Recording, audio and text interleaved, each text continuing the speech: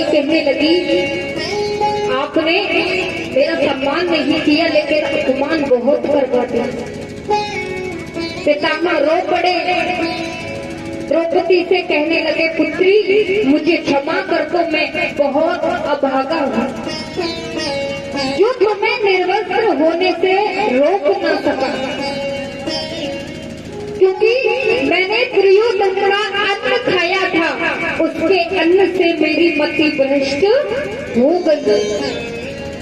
इसी कारण उसके अन्न से बने रक्त को मैं इस बाड़ों की शैया पर लेट कर बूंद बूंद करके अपने शरीर से उस रक्त को निकाल रहा हूँ। अब मेरा शरीर शुद्ध हो गया, मेरी बुद्धि भी शुद्ध हो गई। दुर्योधन के दूषित अन्न से बना रक्त भी निकल गया। भीष्म पितामह कृष्ण को निहारते हैं और कहने लगे, मैं प्रभु, मैं आपको अपनी मति यानी बुद्धि को समर्पित करना चाहता हूँ।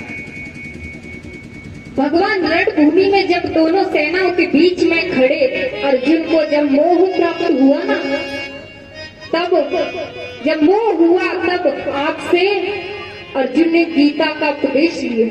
उस गीता गान के समय की छवि मेरे हृदय में बनी है। अर्जुन के मन में कुमत उत्पन्न हुई। वो छात्र धर्म से विमुख हो गया और रथ के पृष्ठ भाग में जाकर बैठ गया।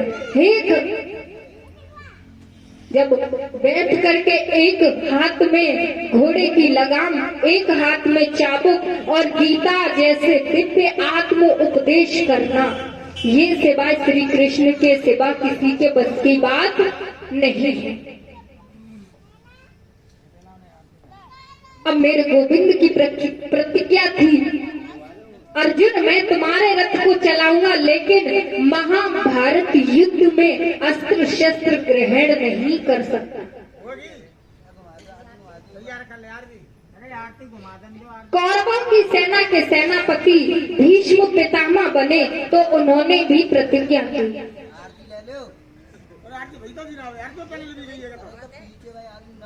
सुबह की आरती है, दोपहर की कोई बात नहीं, आरती वो नहीं। हाँ, जो रह गए हैं वो ले लो, जिन्होंने ले ली कोई बात नहीं, जो रह गए हैं वो ले सकते हैं। यदि मैंने कृष्ण के हाथ से शस्त्र न उठवाया तो मैं गंगा का पुत्र नहीं। ये प्रतिज्ञा कर ली थी कि मैं भगवान के हाथों शस्त्र उठवाऊंगा। अर्जुन के रथ के सामने श्री कृष्ण विराजमान है। भीष्म ने बाणों की बौछार लगाई। अर्जुन कहने लगे, हे कन्हैया मेरी रक्षा करो। कन्हैया ने देखा पितामह तो अर्जुन को मार ही डालेंगे, अपनी सारी मर्यादाएं प्रतिज्ञाएं भूल गए और एक वक्त के लिए भगवान ने अपनी सारी प्रतिज्ञाएं तोड़ दी। कृष्ण ने अपनी प्रतिज्ञा तोड़ी। भीष्म बोले, मैं कितना भाग्यशाली हूँ कि मेरे कन्हैया के हाथों मेरी मृत्यु हो।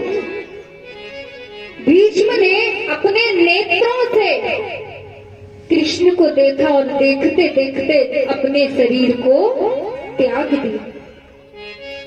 पांडवों ने उनके सभी संस्कार किए। भगवान पांडवों से कहने लगे, अब मुझे जाने की आज्ञा दीजिए। तब युधिष्ठिर ने अर्जुन को साथ भेजा। कृष्ण अर्जुन को लेकर द्वारका की ओर प्रस्थान कर गए। आज द्वारका वासियों को पता चला, पांडवों को विजय दिलाकर आज हमारा कन्हैया वापस लौटकर आ रहा है, तो प्रसन्न होकर द्वारका नगरी को सजाएगा। युधिष्ठिर राज्य संभालने लगे।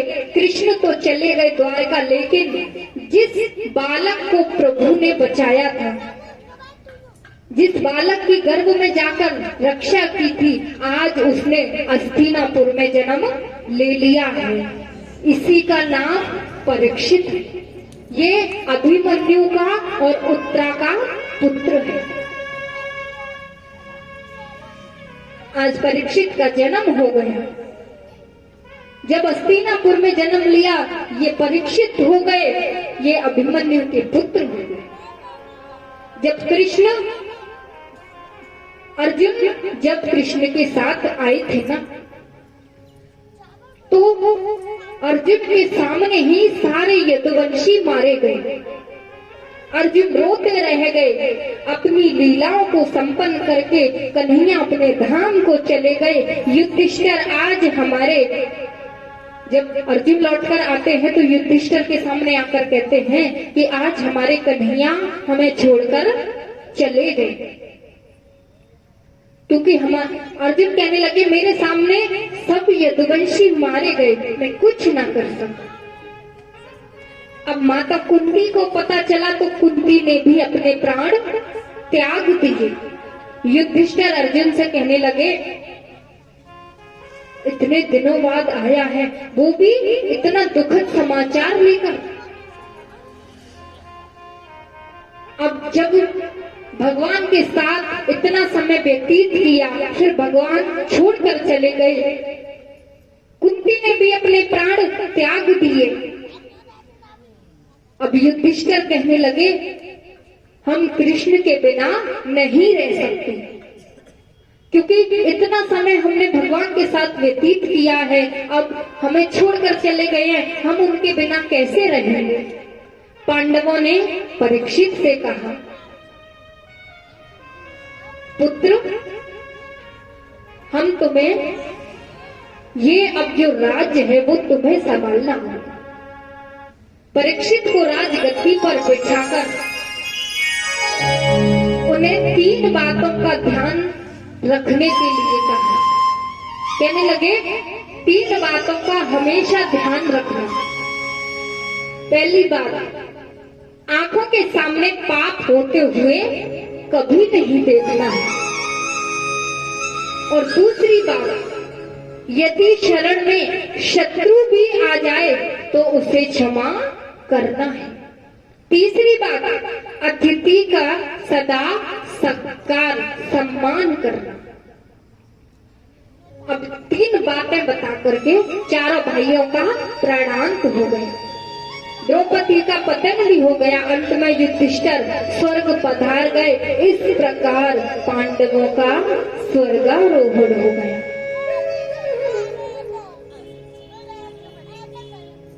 परीक्षित का विवाह ईरावती नाम की कन्या के साथ हुआ, जिनके 4 पुत्र हैं। उनमें सबसे बड़े थे जन्मेजय। जन्मेजय सबसे बड़े थे। एक बार परीक्षित ने पांडवों के खजाने में प्रवेश किया। उनके खजाने में प्रवेश किया और खजाने में से एक चमकते हुए सोने के मुकुट को देखा, जो सोने का था, स्वर्ण यानी सोने का था। तो मुकुट को देखा, उस मुकुट को हाथ में लेकर परीक्षित उसे पहनकर वन की ओर गए और वन की ओर जाकर के उन्होंने मार्ग में एक दृश्य देखा। वहां से गुजर रहे थे तो उन्होंने एक दृश्य देखा। एक पैर से एक बैल खड़ा है और बैल के सामने गाय खड़ी है। ये बैल धर्म है और ये गाय कौन है? पृथ्वी। बैल रूपी धर्म, गाय रूपी